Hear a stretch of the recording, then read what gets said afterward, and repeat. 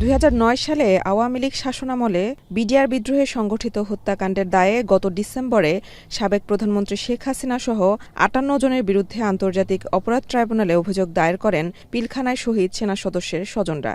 নিহত সেনা কর্মকর্তাদের পরিবারের 20 জন সদস্য এই অভিযোগ জমা দেন। শেখ হাসিনার বিরুদ্ধে আন্তর্জাতিক অপরাধ ট্রাইব্যুনালে অভিযোগ দায়েরের পর থেকেই বিভিন্নভাবে শহীদ সেনা সদস্যের পরিবারের উপর হুমকি আসছে বলে অভিযোগ করেছে হত্যাকাণ্ডে ক্ষতিগ্রস্তদের সংগঠন শহীদ সেনা অ্যাসোসিয়েশন।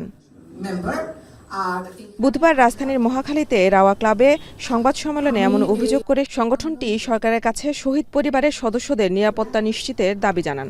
আমরা যখন আন্তর্জাতিক অপরাধ ট্রাইব্যুনালে গিয়ে অভিযোগ দায়ের করলাম, সেখানে যে আওয়ামী লীগের নেতাকর্মী রয়েছে তারা অন্ততপক্ষে অনলাইন যথেষ্ট তৎপর এবং মূলত থেকে তাদের তরফ থেকে এই হুমকি স্বরূপ আচরণ আমরা পাচ্ছি।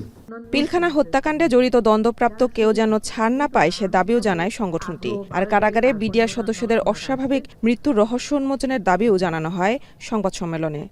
আমরা 16 বছর কিন্তু অনেক শক্ত থেকেছি এবং আশা নিয়ে থেকেছি, তো আশা করছি যে এবার কমিশন একটা ভালো আমাদেরকে রেজাল্ট দিবেন। জেলের ভেতর যে সমস্ত বিডিআর সদস্যের অস্বাভাবিক মৃত্যু ঘটেছে এই রহস্য উন্মোচন করা প্রয়োজন। শহীদ অফিসারদের স্ত্রী অথবা সন্তানদের উপর যে কোনো ধরনের আঘাত কিংবা তাদের সম্পর্কে যে কোনো ধরনের অবাঞ্ছিত ভুল বা বিদ্রুপাত্মক মন্তব্য বা বক্তব্য দিলে এই শহীদ সেনা অফিসার্স অ্যাসোসিয়েশন তার তীব্র প্রতিবাদ জানাবো এবং আইনের সহযোগিতা নিতে বাধ্য হব।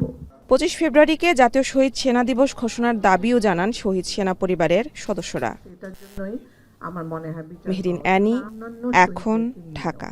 যারা শহীদ হবে এটা যেহেতু নামটা একনল হ্যান্ড ওয়াশ 100% প্যারাবেন ফ্রি, তাই নিরাপদ হাতের জন্য আস্থা রাখুন একনলে।